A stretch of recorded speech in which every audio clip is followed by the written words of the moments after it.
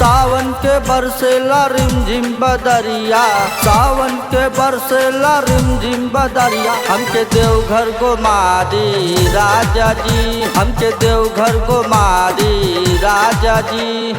सावन के बरसेला रिमझिम बदरिया, सावन के बरसेला रिमझिम बदरिया। हमके देवघर को मारी राजा जी, हमके देवघर को मारी राजा जी।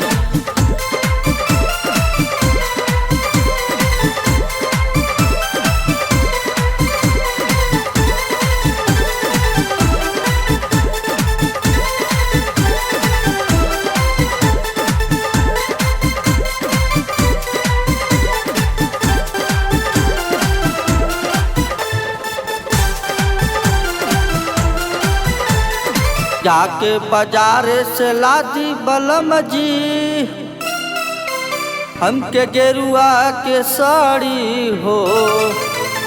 गुनगुना वाला कावर मंगा दी, चाला बाबा के दुआरी हो।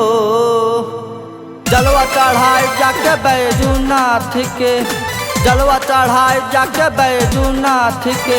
हमा सपना पूरा दी राजा जी, हमा सपना पूरा दी राजा जी।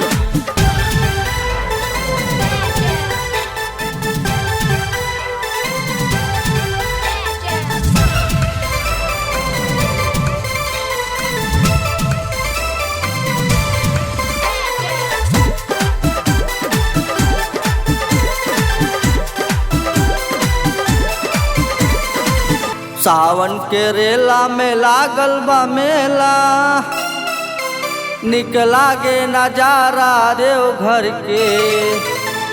मांगब भोले बाबा से मंगना, खेली ललनवा अंगना में।